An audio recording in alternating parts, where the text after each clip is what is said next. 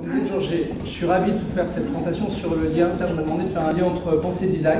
Alors j'ai aimé cette manière d'introduire la pensée design. On ne parle pas de design thinking, on va rentrer dans la pensée design, ce qui nous rend quelque chose d'un petit peu plus large, et le luxe. Donc ce maillage entre ces approches créatives et les univers qu'on peut créer, la matière émotionnelle que le luxe demande et impose. Donc moi je m'appelle Stefanelli, alors je vais cadrer un peu d'où je viens parce qu'en deux mots je suis un créateur d'entreprise. J'ai créé une entreprise qui s'appelle Helicorp qui fait du conseil en créativité, innovation et stratégie de marque. Et puis Innocent dernièrement, il y a près de 5 ans, un lieu dédié à l'innovation. Donc on avait envie d'avoir une grande salle de jeu pour nous où, au-delà de conseiller, on puisse incarner des choses concrètes.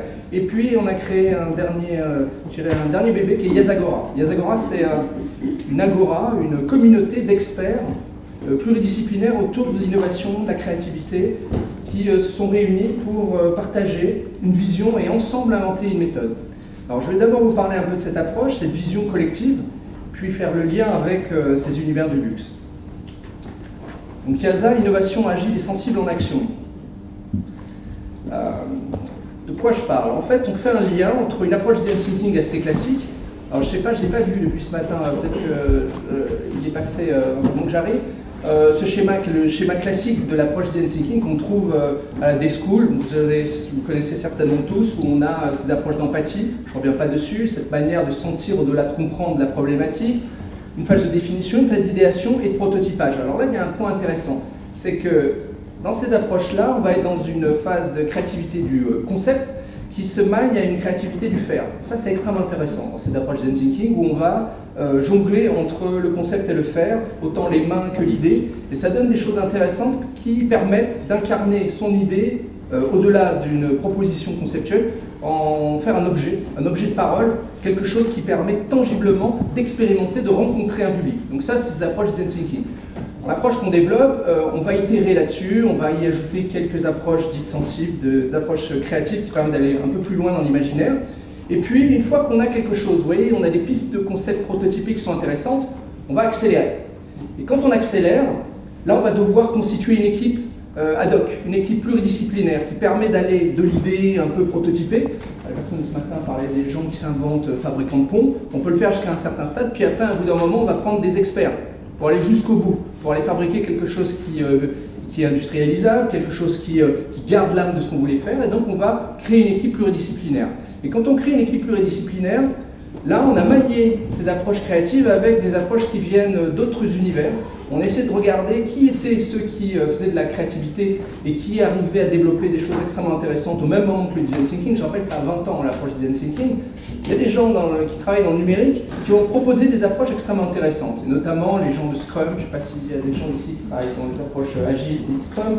Et on a maillé ces approches agiles Scrum avec des sprints, des cycles très courts, avec le meilleur de ces approches design thinking. Et donc on a créé un modèle où vous avez 4 phases. Une phase de définition empathique, donc qui reprend une approche où on va au-delà, je dirais, de définir simplement, on va se lancer des hypothèses. On va, ces hypothèses, essayer de les résoudre dans l'action. Et dans l'action, on va prototyper, on va être amené à fabriquer ensemble, sous forme d'équipe, puis ensuite on va expérimenter. Donc point important, on ne teste pas, on expérimente. L'expérimentation, c'est une phase de co-création extrêmement intéressante pour arriver à finalement capitaliser. Et là, il y a quelque chose, et c'est le cœur de ce que je voudrais vous raconter, on va capitaliser à la fois sur le projet et sur l'équipe.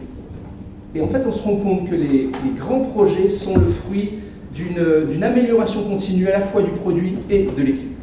Et en fait, si on arrive à se mettre en place les éléments nécessaires pour capitaliser à la fois sur le produit et l'équipe, d'itération en itération, qui dure à peu près un mois, on fait un premier prototype, et en fait, on va chercher à faire en sorte que l'équipe ait les meilleurs rôles et les meilleurs systèmes de partage pour que les talents s'expriment le mieux possible. Et là, il y a un vrai travail.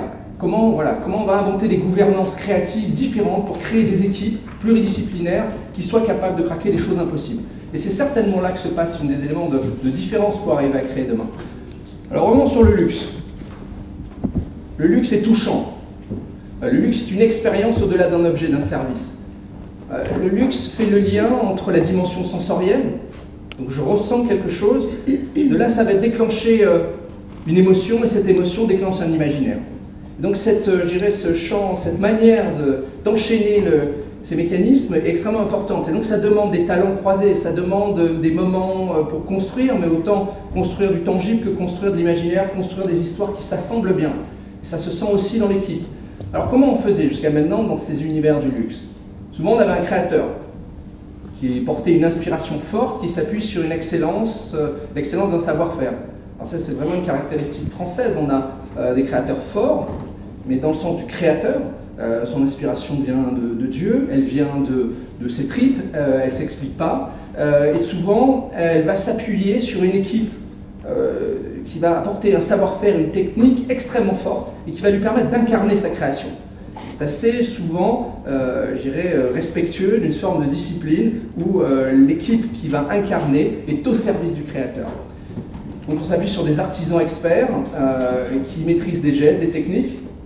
On s'appuie sur une culture de la petite série, on en parlait ce matin avec M. Maubussin, il y a beaucoup de petites séries de sur-mesure qui donnent ce côté exceptionnel que peut représenter le luxe. Alors on peut se demander par rapport à l'évolution du luxe, qu'est-ce que ça peut donner? C'est-à-dire, beaucoup de personnes ont présenté l'enjeu majeur du rapport à la complexité. Oui, effectivement, on est passé d'un monde compliqué, on peut résoudre des choses, où on peut rester dans du prédictif, où on peut rester dans des habitudes en termes de création, et dans les grandes maisons, je dirais, se tardent de rester dans des modes de fabrication, des machines qui datent d'il y a une centaine d'années. Mais là, aujourd'hui, on est dans un moment où quelque chose va basculer, est en train de basculer. On parle d'expérience, une expérience, ça ne peut plus être une expérience uniquement d'un savoir-faire artisanal. L'expérience, elle va se connecter. Elle va s'interconnecter, on va raconter des histoires qui mettent en scène des personnes et des données et qui font que l'expérience est de plus en plus intéressante. On va aussi avoir la possibilité d'introduire des matières, qui restent des matières nobles, ça ne sera pas que des bouts de plastique ou non, on va pouvoir fabriquer des cuirs avec un toucher qu'on n'a jamais vu, avec une mémoire de forme, des cuirs qui vont se réparer tout seuls. On va pouvoir fabriquer des matériaux qui seront porteurs d'une expérience, d'une sensorialité totalement nouvelle. On va aussi avoir des technologies de production qui permettra de faire de la petite série, voire de la moyenne série, voire de la grande série, sans trop se poser de questions. Et donc à partir de là, il va falloir réinventer. Et le luxe va devoir se réinventer. Il ne pourra pas rester dans sa niche, je fais mon sac ou mon foulard comme il y a une centaine d'années avec la même technologie, des encres incroyables. Non, il va falloir introduire progressivement ces éléments de nouveauté. Alors, qu'est-ce que ça donne? Je vous donne un exemple concret. Je vais vous prendre l'exemple d'un sac en cuir. Exemple que je rends assez une caricature, un peu, je le simplifie, mais on va être dans une logique, par exemple, si vous prenez un sac en cuir de demain. Alors, on pourrait faire une phase de design thinking amont et on pourrait aboutir sur un concept qui va vous dire qu'il faut qu'il soit auto-réparant. Je ne sais pas si vous avez déjà acheté un sac en cuir qui dépasse un peu cher, on va dire un peu luxe, et que vous le prenez et qu'il est rayé sur toute la longueur au deuxième jour, ou qu'il a un gros coup de feutre, il y a un moment qu'on ne peut pas réparer ou c'est compliqué. Un peu malheureux. Et donc c'est le rêve d'avoir un sac auto-réparant, comme la peau. Je vous mets un petit coup d'ongle et je vous raye, je vais saigner, hop, et on va se réparer. Et ça c'est pas mal, c'est intéressant de se dire pourquoi pas, pourquoi cet objet ne serait pas comme ça, auto-nettoyant aussi, hein, parce que, et pourquoi pas personnalisable, mais personnalisable de manière un peu magique. Hein. C'est vrai qu'avec mon iPhone, je vais rajouter un imprimé, je vais charger des collections, et pourquoi pas végétal? Parce que ça, dans le cuir, c'est un vrai sujet. Les gens qui on n'en porte pas de manteau de fourrure, mais on porte plein de sacs en cuir. Bon, pourquoi pas un cuir végétal, donc pour la planète? Pour plein de raisons, ça peut être intéressant d'avoir un concept autour de ça. Alors admettons qu'on ait ce concept qui se met en marche. Dans un premier temps, on va définir autour de la vision, du concept imaginé. Et pour ça, en fait, on va passer par une phase où plutôt que d'essayer de se dire je vais fabriquer le sac tel que je l'ai imaginé, je vais passer par une phase d'hypothèse. C'est-à-dire je vais me dire, est-ce que un sac dont le cuir végétal se remet à neuf, se répare, cicatrise seul, apportera un vrai bénéfice à la fois émotionnel et pratique à nos clients. Donc je vais rentrer dans cette hypothèse. Est-ce que je vais fabriquer dans une phase, j'irai dans l'agir, dans une phase de prototypage, c'est ce qui est nécessaire et suffisant. Alors c'est un concept du produit minimum viable. Je ne vais pas tout fabriquer, je vais fabriquer ce qui est nécessaire et suffisant, donc un prototype, une maquette salle, qui me permet d'apprendre et me donner des informations pour valider mon hypothèse. Donc j'ai peut-être pas besoin de tout faire, d'avoir une esthétique incroyable, etc. Je vais fabriquer juste ce qu'il me faut. Alors là on a l'exemple d'un sac qui n'est pas le sac que je vous décrivais, mais on va fabriquer juste ce qu'il faut pour valider certains points. Et puis à partir de là, je vais expérimenter. Alors là, je vais expérimenter, c'est un point extrêmement important. Le territoire d'expérimentation, c'est quelque chose que chaque projet se doit d'inventer. Je ne sais pas si vous voyez bien qui y a derrière. Vous le reconnaissez, la personne qui est là, on a Jacques Tati. Pourquoi je vous mets Jacques Tati au milieu du luxe? En fait, quelque chose de marquant sur la manière de fonctionner, ça vous donne l'exemple de ce qu'est une expérimentation, à mon sens, extrêmement intéressant. Jacques Tati tournait beaucoup de rush. Et il avait une manière de fonctionner qui était extrêmement intéressante. Vous pouvez le faire encore à l'époque. Il montait son film une première fois, il allait dans une salle quelque part, un peu cachée quelque part, et puis il projetait. Il se mettait dans la salle de manière anonyme et il écoutait. Et il regardait si les rires, les émotions étaient au moment où lui avait envie de raconter quelque chose. Et si ça ne matchait pas, si ça mordait pas exactement comme il l'avait imaginé, il refaisait le montage. Il refaisait le montage, il retournait dans la salle. Il écoutait, et à un moment donné, vous voyez, son expérimentation lui permettait, il faisait ses boucles en fait. Il expérimentait, il en tirait des conclusions, et puis il retournait, il agissait, il expérimentait. Donc lui, il s'imposait ses boucles comme ça, au moment du montage, pour arriver à la chose la plus touchante, la plus juste par rapport à son intention. Vous voyez, ça c'est un exemple d'expérimentation, et à chacun d'inventer son modèle d'expérimentation. Et puis on capitalise.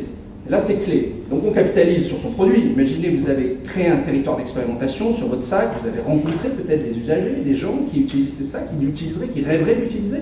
Ils vous donnent des informations. Alors par exemple sur la cicatrisation, peut-être que c'est bien que le sac soit pas comme neuf. Vous avez des gens qui vont vous dire, mais oui, mais s'il est comme neuf, c'est plus le mien. Une petite cicatrice qui est celle que j'ai connue, pas je dirais monstrueuse, mais que je sente que c'est voilà, c'est un peu un vécu, c'est un moment, je suis quelque part et c'est un peu rayé, ça ne me dérange pas. Ça va ressembler à une patine. Donc peut-être que moi j'avais une technologie qui cicatrisait tellement que vous ne voyez plus rien, et que tous c'était les mêmes, et c'est pas une bonne idée. Mais moi en tant qu'ingénieur, je trouvais ça génial. Et peut-être qu'il faut que, voilà, dans l'équipe qui crée, on puisse entendre ça, et lever un peu le pied, enlever un petit peu de la technologie qu'on a mis pour laisser une petite trace, parce que ça a du sens pour l'usager, et ainsi de suite.